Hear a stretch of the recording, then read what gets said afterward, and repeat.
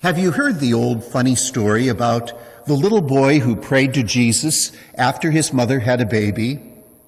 "Dear Jesus, thank you for giving for the little baby sister you brought me.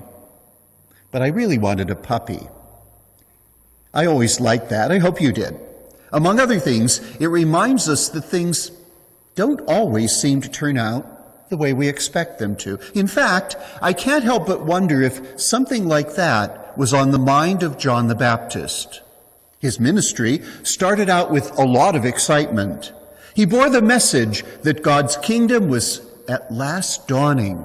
And then, in the midst of his ministry, the one that he preached about, Jesus himself, came forward to be baptized by him in the Jordan River. But those were the early days of his ministry. After that, John criticized King Herod for marrying his brother's wife. And so, in the scene of the gospel today, he found himself rotting in Herod's prison.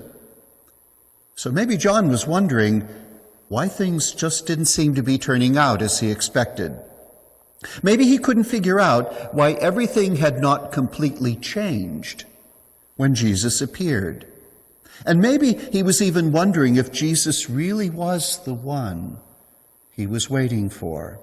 Of course, we have no way of getting inside John's mind, but it seems reasonable that he might have been feeling the same sort of doubt that we all know when we experience difficulty or failure. In any case, he sent messengers to see if Jesus really was the one to come. But what Jesus did in return was to call John to faith.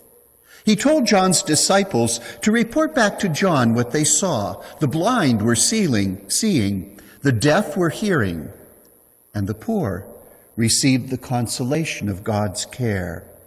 So even if the people in power were still there, didn't Jesus really change everything?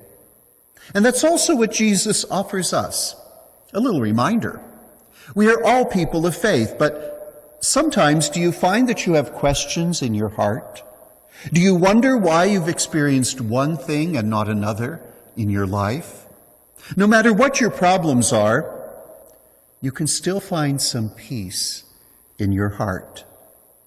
The key is to know that the Lord is with you through it all. He is right here with you, by your side, in your heart, and never more than a prayer away. So when you feel troubled, turn to him. That makes all the difference.